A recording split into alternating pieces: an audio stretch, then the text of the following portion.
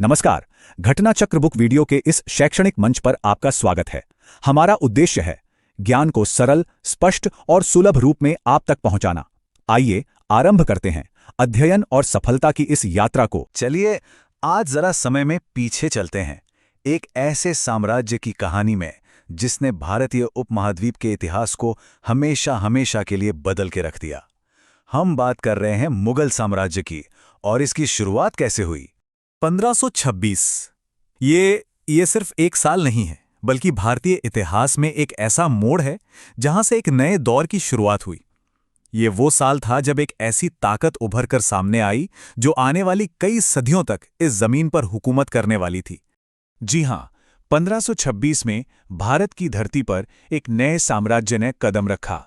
एक ऐसा साम्राज्य जिसने यहाँ की कला, संस्कृति और वास्तुकला पर अपनी एक इतनी गहरी छाप छोड़ी जिसे आज भी हम अपने चारों तरफ महसूस कर सकते हैं।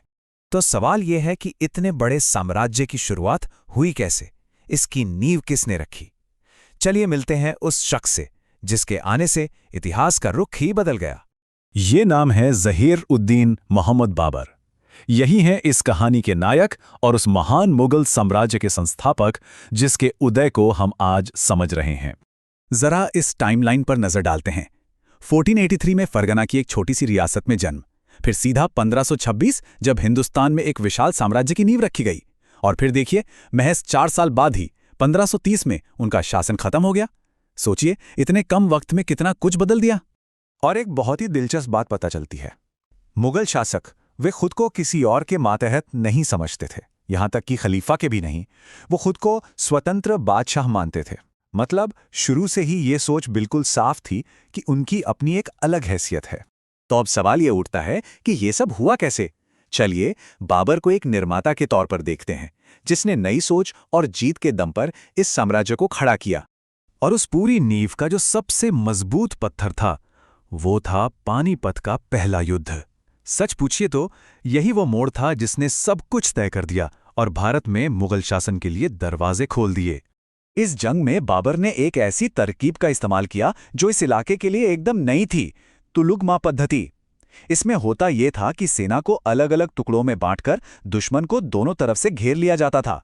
ये एक असली गेम चेंजर साबित हुई।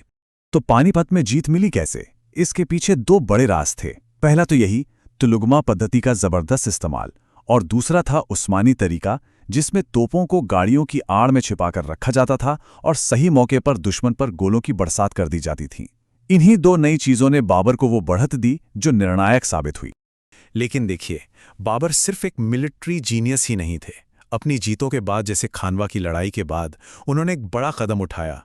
मुसलमानों पर लगने वाला तमगा नाम का एक टैक्स था, उसे खत्म कर दिया। इससे उनके शासन का एक अलग ही पहलू सामने आता है ना। किसी भी संस्थापक के बाद सबसे बड़ा सवाल यही होता है, अब आगे क्या? इस विरासत को कौन संभालेगा और कैसे? तो चलिए अब कहानी को आगे बढ़ाते हैं और मिलते हैं पहले उत्तराधिकारी से। बाबर के बाद गद्दी संभाली उनके बेटे हुमायूं ने, और यहाँ दोनों में एक फर्क साफ दिखता है। जहां बाबर एक विजेता, एक साम्राज्य के संस्थापक थे, वहीं हुमायूं को याद किया जाता है दीन पनाह जैसा शहर बसाने के लिए। यह दिखाता है कि कैसे एक ही वंश की अलग अलग पीढ़ियां अपनी अलग पहचान बनाती हैं। और ये सब कुछ हमें एक बहुत बड़े सवाल पर लाकर खड़ा कर देता है कि कैसे सिर्फ एक इंसान के फैसले, उसकी सोच, उसकी महत्वाकांक्षा आने वाली सदियों की पूरी कहानी लिख सकती है। बाबर की जिंदगी इसका शायद सबसे बड़ा सबूत है।